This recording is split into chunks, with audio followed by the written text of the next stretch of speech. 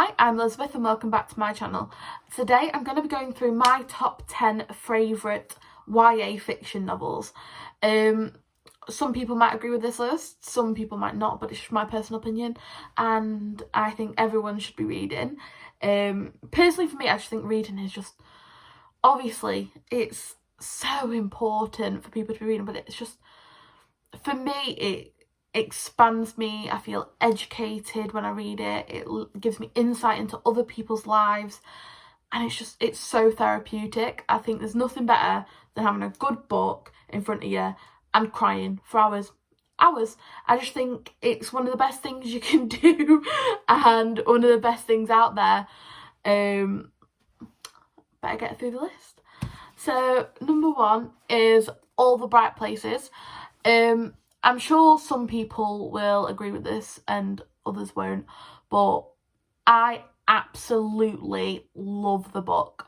Like, it's been literally, I think, my favourite book since 2015, and it's kind of just not shifted. I've not reread it in a while, I'm going to be honest, so I feel like after this video I'm going to have to reread it.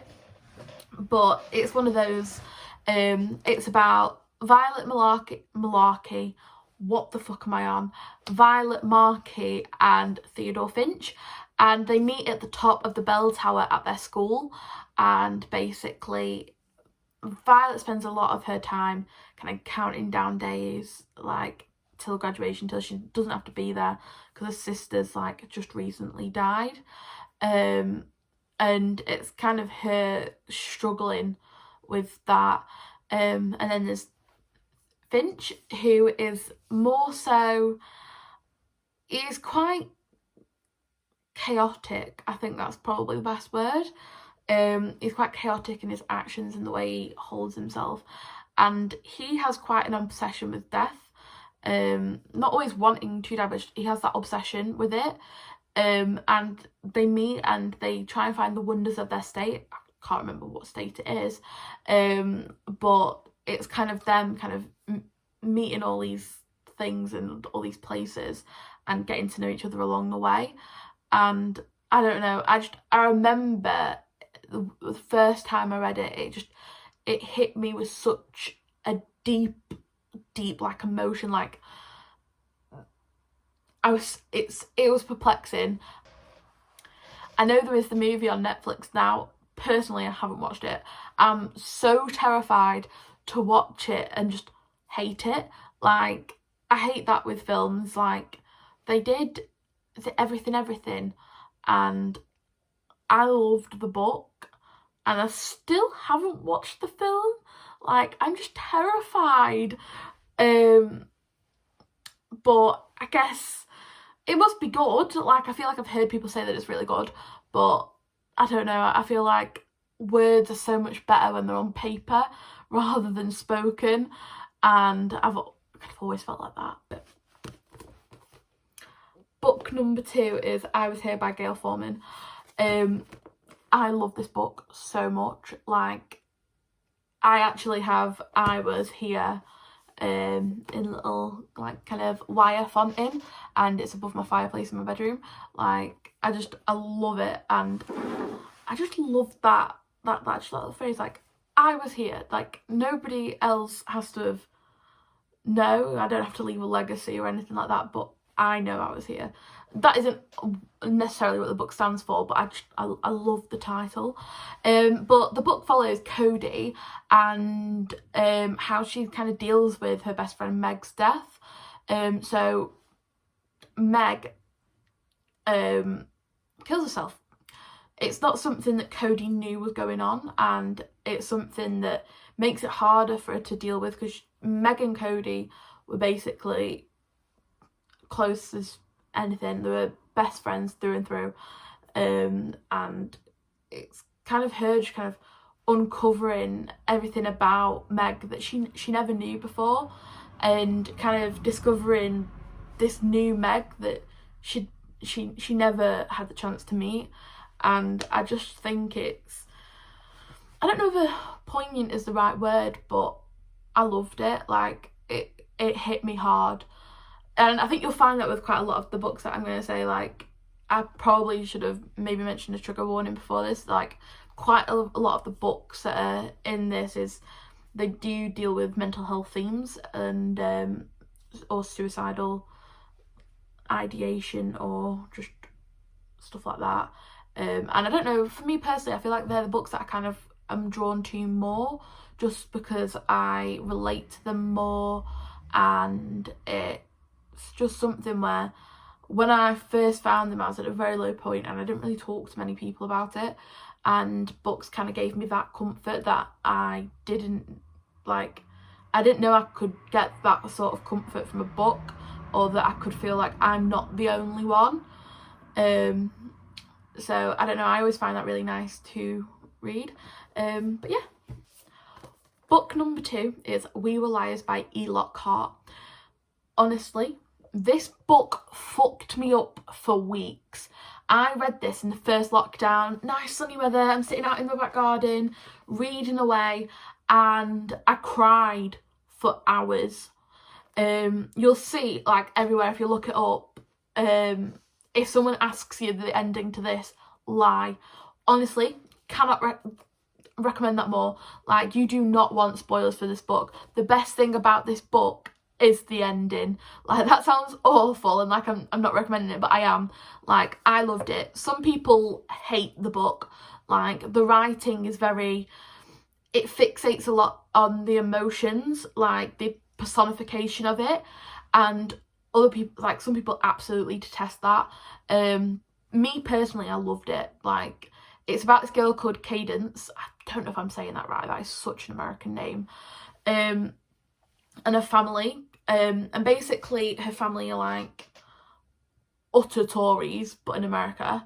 And basically they have this like little private island, alright for some, and it follows her going back there after not being there for 2 years after an accident, and it goes through past and like kind of present times. Like, it's more full focus on the present, but there's a lot to do with the past with it, and it follows her and her 2 cousins, like the main closely, the liars, her 2 cousins Johnny and Mirren, and also like a love interest called Gat. Oh my god, I forgot his name so badly then. But yeah, I personally, I loved it. It fucked me up, and I love that in a book. Like, the more traumatized I can like come away from it being, the better. Like, the 4th book is The Astonishing Colour of After by Emily X.R. Pan. Once again, this book made me cry a lot. It follows Lee, I'm gonna go with Lee, following her mum's suicide, and she goes to Taiwan, which is where her grandparents are, her mum's parents, and she's never met them before, and it kind of follows her kind of getting into touch with her heritage and that kind of culture, whilst also heavily dealing with her mum's death. And I feel like the grief aspect is the main portion of it. Me personally, I feel like after like reading it, it made me acknowledge a lot of grief that I didn't realise that I was still carrying. And I don't know, it was a beautiful, beautiful novel.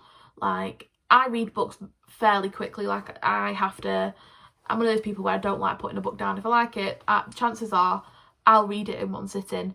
This book I had to put down, not because I didn't like it, but purely because it emotionally like made me like, my chest was going and everything, and I had to put it down, take a breather, and then resume it, just because it made me feel so strongly whilst reading it. But yeah, definitely recommend it. My 5th book is Birthday by Meredith Russo. Beautiful book, once again. I feel like I've probably said that about all of them, but they're on this list, so of course I find them beautiful. It follows Eric and Morgan. They were born on the same day, and it follows them from their 12th to their 18th birthday. Morgan is dealing with basically their transgender. It follows them and their process of accepting themselves and accepting themselves as who they are as a female. And I have no experience with that, but I thought the way that it read and the way that it thingy was really nice. Other people might not, but it's them having to, it's like Morgan keeping it a secret from Eric, and kind of them growing up and dealing with something that is quite consuming to Morgan's life, because they don't feel confident enough and they don't have a good enough surrounding to be able to come out as their true self. And it's quite hard to watch at some points, because read at some points, because Eric's family are very, very fucking rude and obnoxious. Like, some of the stuff that they say is absolutely horrific. But other than that, I really, really liked the book. And yeah.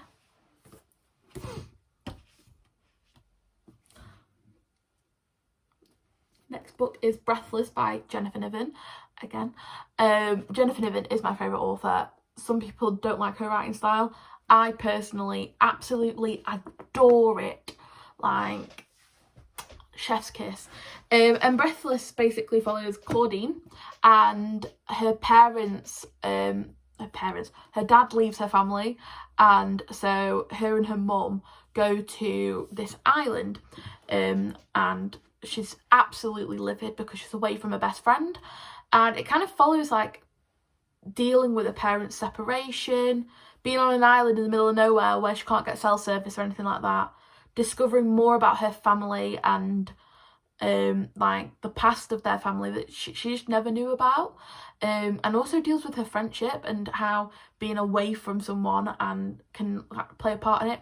And also there is a romance in it, because she meets Jeremiah, people call him Mia, and it kind of follows them getting to know each other as well, like really well. I loved the book. Like, I thought it was beautiful. I love Jennifer Niven's writing, so I'm not actually going to kiss it because I don't want to ruin the book. Book number 7 is Truth or Dare by Non Pratt. Either side, but yeah. It's such a good book, honestly. So there's a front page and it starts in Claire's perspective, and you read like up until about halfway through, and it basically follows her going to school, and there's a guy a couple of years above her called Cameron or Cam, and he gets into an injury because he falls off a cliff and he sustains a head injury and becomes disabled. A part of her DOV, she cares for him, and then in comes Cam's brother Seth, or Yusef, and he is younger than Cam, and he's struggling to deal with Cam's injury and disability. And it basically follows Seth and Claire as they raise money for Cam's treatment, because where he is currently staying and being cared for, it's currently like it's going to run out, the money for it, because he's not showing much progress. And so Seth forms up Truth Girl and Dare Boy, and basically it's them doing silly and stupid things for YouTube to raise money for Cam's treatment. I love it, because then you get halfway through the story, and then it literally, you have to go to the back of the book and you start it from Seth's perspective, and then they kind of meet in the middle, but it's literally the exact same story just from the 2 different perspectives. And I don't know why, I love that it's like you read the whole of like basically the whole story, and then you read it from the other perspective afterwards, because the situation is completely different, and like it changes things dramatically of what you actually thought of different things, like different scenarios as it went on. But they get close. They didn't know each other before, and I don't know, loved it. Next book is Extraordinary Did I just say Extraordinary Beans? Extraordinary Means by Robin Schneider. I loved the book. It did kind of feel. It was basically The Fault in Our Stars meets Looking for Alaska, and it was basically those two books put together. So if you like John Green, you're probably going to like this book. I liked it more than John Green's books. So like, I read John Green's books when I was 14, and I read this one last year, and I loved it. It basically follows Lane as he's sent to Latham House, which is a boarding school for teens that are suffering with a drug resistance TB, tuberculosis. And then he meets Sadie and her group of friends who are like the cool kids, like the outcast ones, like all tropes ever. And basically it's him kind of meeting them, getting to know them, becoming a part of their group. Literally the Looking for Alaska plotline. But I loved it. I thought it was very well done. Obviously it's basically every trope going that could be going in a YA book, but regardless of that, I did really like it. And also the cover art, I just thought it was so pretty. Like, I don't know why, I loved that. But yeah. Book number 9 is Every Last Word by Tamara Island-Stone. It took me a long time to get into this book, but once I was into it, I was fully sucked into it. It follows Sam, and she suffers from a purely obsessional OCD. I'm going to be honest, I don't know much about OCD, and after reading the book, I wouldn't say I know much more than I did before. So I really don't feel like that is the selling point of the book. It literally, the first line of the blurb says about it, but I don't think that fully covers it. But she is basically one of the popular mean girls, and none of her friends know her secret, which is that she suffers from OCD, until she meets a girl named Caroline, and her and Caroline become friends, but she keeps it a secret from her perfect kind of life that no one knows like anything about her with. And basically Caroline takes her to the Poet's Corner, which is a hidden room, and it's like a tight knit group of misfits. I hate the word misfits, but it's just the best way to put it. And as people put it, she begins to feel more normal than ever. But yeah, I think the good thing about this book, it has such a good twist at the end. Don't know if that's spoiler. It's got some good twists in it, and I think some of the writing in it is really nice. I really like it. Bit of a slow one though. It is very slow, beautiful but slow. So yeah, maybe that one wouldn't be in my top 10 favourite books, to be honest. I have some amazing books, but I think this is maybe top 25. It's hard to pick favourite books. Each book there's so many different vibes. I feel like this shouldn't be my top 10 favourite YA novels. It should be my top 10 books which cover illnesses. Or top 10 books that made me cry, potentially. I don't know. We'll see what I've titled it. Last book is Holding Up the Universe by Jennifer Niven. I told you, she's my favourite author by far. And basically it follows Libby, and she is the America's Fattest teen because she had to be crane lifted out of her house. Let that sink in a little minute. The blurb, when you look it up online, the blurb is, and the book, a lot of people find highly offensive. Me, as a big girl, I do not find it offensive. I find it a bit cringy in its humour, in the excessive use of fat and stuff like that, but I enjoyed it. I enjoy reading from a fat person's perspective. The word fat is not offensive. It is a word, it's a term. You are bigger. That is just how it is. Like, if you're getting offended by that, like, the blurb goes, everyone thinks they know Libby Strout, but no one's ever looked past her weight to see who she really is. Since her mum's death, Libby's been hiding, but now she's ready for high school. I want to be the girl who can do anything. That's the bit about her. I don't find that offensive. I don't find the one that's online offensive either, which is, it literally says that she had to be crane lifted out of a house. Honestly, everyone, like, it's just such a common thing.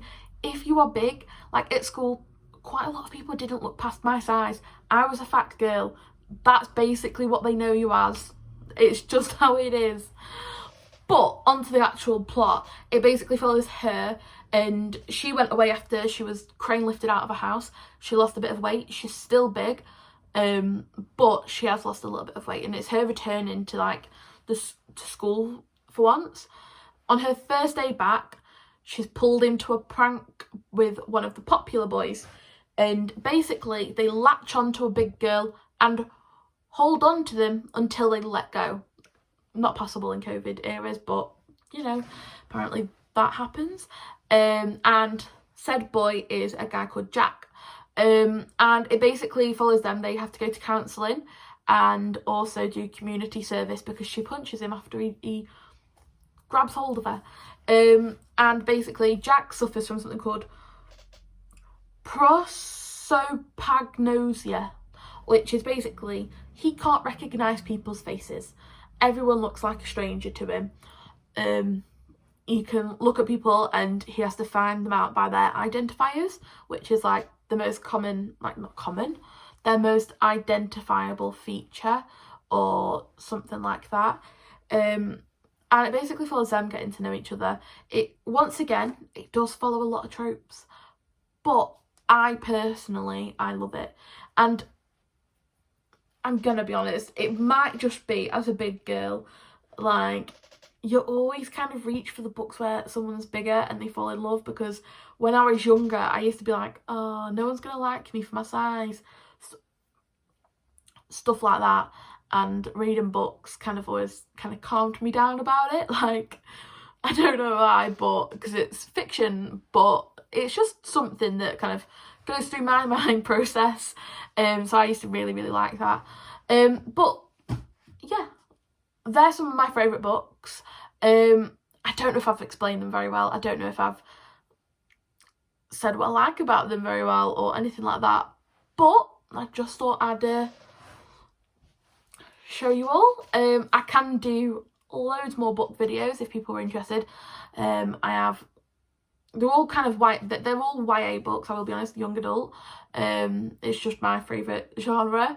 But I do have a lot, if you can see my bookshelf here, ignoring the middle shelf because that's my K-pop albums. But yeah, so I can do plenty more if people would be interested. But other than that, yeah, if you liked today's video, please like, subscribe, share and subscribe. And hit that notification bell if you want to get notified for more. I do also have social media, so if you want to follow me on any of them, I will put them on the screen now. But other than that, I'll see you next Sunday.